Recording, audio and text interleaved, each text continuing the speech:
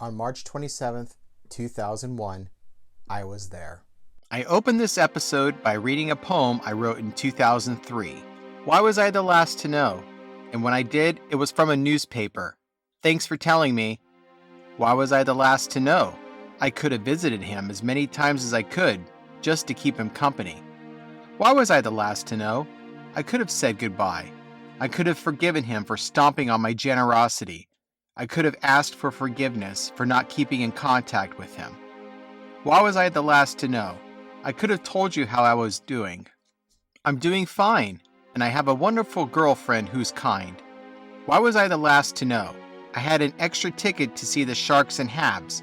I could have taken you with me to enjoy one last game with you. Why was I the last to know? I don't know. Maybe I'll never know why. This is what I was going through heading into this game. I went over this in a previous video, but in case you didn't watch it, on the eve of this game, I got the word, albeit a few days late. My dad passed away on March 22nd, 2001. No one told me until my mom called me at work and I left my post for a moment to buy a newspaper to find out for myself. When it was true, I was given the rest of the night off work and the mom and pop restaurant I worked at was willing to close up shop for the day. I would be with my girlfriend later that night, and since it was a Monday night when I got the news, we would be with other people for the weekly Monday night ritual of the Latter-day Saints known as Family Home Evening. At my somewhat vulnerable state, I needed to be with people, and that was a good time for me to do so. The following day was the usual Tuesday night I got off work. A couple of days before Thanksgiving in 2000, I got tickets for a couple of Sharks games later on in the year. This was one of them. After getting a bombshell like I did the day before, I think it was right for me to go into this game as planned. This would be the first time I would attend a Sharks-Kings game since 1998. This was the first night of a new era. The San Jose Arena would change their name to a faceless corporation. The computer company Compaq would put their name on the arena, and on that day, the San Jose Arena would be known as the Compaq Center at San Jose. Why the mouthful? Because the arena in Houston also had the Compaq Center name until it closed in 2003, and Joel Osteen would buy the building later on. One thing I remembered on that night, every time the new name was uttered on the PA system, the fans booed. In the previous episodes of me going to Sharks games in the 2001 season, the Sharks pulled out of a nosedive with a 3-0 win over the Montreal Canadiens on March 12th. Everything was fine, right? Well, not really. The Sharks would go on another long winless streak. The drought had the Sharks fall to 7th in the conference and 11 points behind the Stars for the division. So the Sharks needed me there again to help them get out of this funk, huh? This night would be the first time I saw the new Sharks acquisition, Teemu Selanne. Even after the Sharks traded for him on March 5th, he wouldn't make his Sharks debut until St. Patrick's Day after undergoing knee surgery. A little spoiler here, he wouldn't score any goals for the Sharks until 2 days after this game when he got a hat trick against his former team, the Mighty Ducks. The Kings were a team that were not far out of playoff contention. In fact, if they won this game, they would take the 8th seed from the Phoenix Coyotes. They did make it to the playoffs and stunned the second-seeded Detroit Red Wings in the first round. One big change that came to their team was trading away their 7-time All-Star, 2002 Olympic gold medalist, and 1998 Norris Trophy winning defenseman Rob Blake. He would join Ray Bourque with the Avalanche in their Stanley Cup or Bust campaign. Years later, I would name a cat after him. Well, Sharks, here I was again in Section 209. Maybe just being there might help them out once more.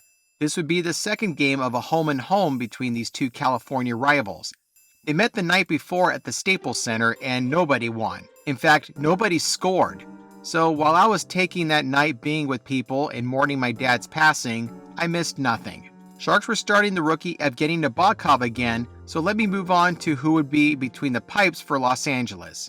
That would be Felix Potvin. The man known as Felix the Cat played 13 seasons in the NHL, with 8 of them being with the Toronto Maple Leafs. In his time with the Leafs, he went to 2 All-Star games in 1994 and 1996. One dubious feat he achieved in his time with the Leafs was leading the league in losses in 2 consecutive seasons. Starting with the 1998-99 season, Potvin would be a nomad, being traded off nearly every season for a few years. First from the Leafs to the Islanders in the 98-99 season, then from the Islanders to the Canucks in the 1999-2000 season, then from the Canucks to the Kings in the 2001 season. After a few seasons with the Kings, Potvin would play a year with the Bruins before calling it a career in 2004. In that 2001 playoff run with the Kings, Potvin would help the Kings come back from a 3-1 series deficit in the second round against the Avalanche. They fell short, but I think Potvin's time with the Kings gave his career a little more longevity. A quiet period in the first. A few penalties were called, but Nabokov and Potvin would keep the game scoreless. After 90 minutes of scoreless hockey between these two teams in the last 24 hours, someone would finally light the lamp. That would be the unsung hero of the movie Sudden Death. He does it to the Sharks again. Luc Robitaille, his 26th career goal against the Sharks. Quick enough, Murray makes a nice pass, and Robitaille in that area, if he gets you moving across, he's going to put it by you. Luc Robitaille, as you said, Randy, does it again. 35 years old, just about washed up, right? Glenn Murray and Matthew Schneider got the assist on the turnover. Near the end of the period, Ian LaPerriere and Brian Marchment got matching roughing penalties. Marchment got an extra roughing penalty, and that would put the Kings on the power play. Less than a minute later, Joseph Stumple would add to the Kings' lead. Now Nolan after Wisnowski. Here's a shot, a save, and a rebound. They score! Joseph Stumple puts it in, and it's 2-0. Outnumber the opposition. 4 Kings to the 2 Sharks. Like I said, out to the point, 1 shot, 1 rebound, 1 more goal for the San Jose Sharks. Schneider would get another assist along with Lubomir Wisnowski. Less than a minute later, the Sharks finally had an answer. The first time they found the net since a late third period goal in a loss to Ottawa on March 22nd. We played our way for 60 minutes. You can't get out of focus. Here's Ricci. Shot! Goal!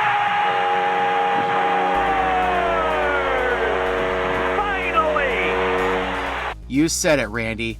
Finally. The key on this play is the man going to the net in Thornton, and the look by Mike Ricci. Looks like he's going to pass, instead shoots, and now the Sharks are back in this game. Scott Thornton and Nicholas Sundstrom got the assists. I've been to games where the Sharks have come back from being down 2 goals. If the Sharks can hold the Kings in the third period, it might happen. During this 6-game winless streak, another thing the Sharks were struggling with was scoring on the power play. Going into the third period of this game, the Sharks were 0 for 4 on the power play. Combined with the previous 6 games, they were 0 for 37 on the power play. You could say over a period of 2 weeks, the Sharks' power play was like Beavis being shown his Christmas future. The last time the Sharks scored on the power play? Really? This team needed me there to solve their power play woes too? I guess they did. With less than 5 minutes left in the third and the Sharks still down by 1, they would get another chance on the power play. Adam Deadmarsh, one of the players the Kings got from the Avalanche for Rob Blake, would be called for hooking. A little over 40 seconds later, I would witness a miracle. Kokoryuk in the corner. Sharks spread out. Here's Marleau. Kokoryuk. Back to Patrick Marleau. Winds up. Shoots. Rebound. Kokoryuk scores! The run is over! Patrick Marleau and, hey, look at the new guy getting a crucial point. With not much happening near the end of regulation, this one was going to overtime. Unlike the games I went to on December 6th and January 17th, there was going to be a winner here. I hated going to games that ended in a tie. Couldn't they fix that with something? It could be a silly gimmick like a shootout. Why not? That's been known to happen at the Olympics to decide gold medals. Some bonus hockey was coming up. Thanks to a great pass from Solani, the Italian stallion would send us home happy. And Norton, here's Solani to Jeff Norton. He'll skate in. Center it. Goal! Sharks win!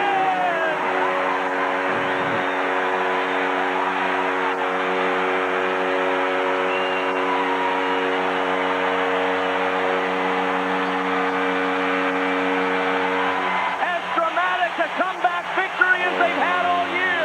The Sharks beat the Kings. And that's exactly what happened.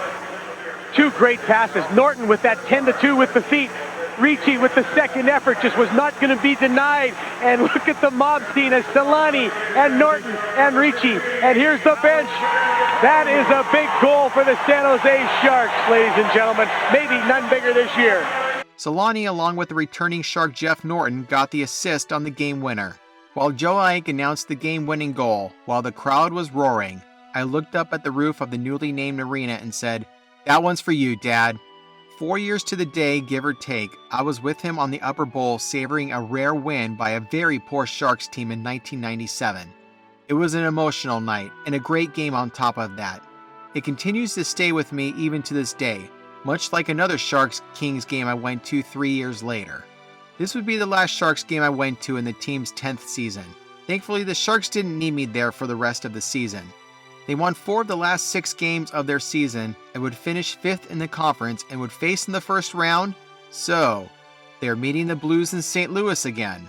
The Blues pretty much had the same cast of characters, well except for that puck tosser Mark Bergevin. The two teams went back and forth in this series. I would say the Sharks won all the even-numbered games, and these two teams would play in another Game 7. But oh yeah, I forgot. The Sharks sort of have this history of losing Game 6. Looks like the Blues got their revenge for 2000. The following day, I would drive up to a church in San Jose to pay my respects. There were many people that I hadn't seen since Christmas Day of 1997. After the funeral, I was pretty much a distant memory to them. I did find a few on Facebook over the years and friended them. There was one person I was looking forward to meeting when I got there. That was the sister I didn't know I had until 1996. She made it to the funeral from Texas, and I got to meet 2 of her sons. I didn't cry during the service. However, I did carry a heavy heart for that moment.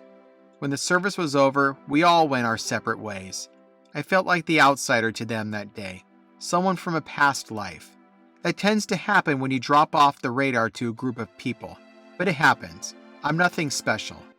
I'm not the first person that lost a parent and was never told. 20 years have passed, I know that I am not the last. Even though we lost contact at the end, I do miss him. It was an emotional night that gave me a great hockey game against a geographical rival when I was there on March 27th, 2001.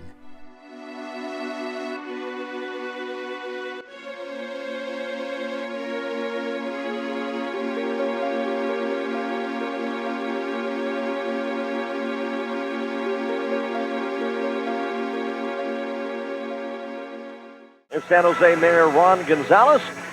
Also on hand, Howard Elias, the Compact Senior VP and General Manager, and Greg Jameson, the Sharks President and CEO, as they officially, in essence, reopened this building with the new name, Compact Center at San Jose.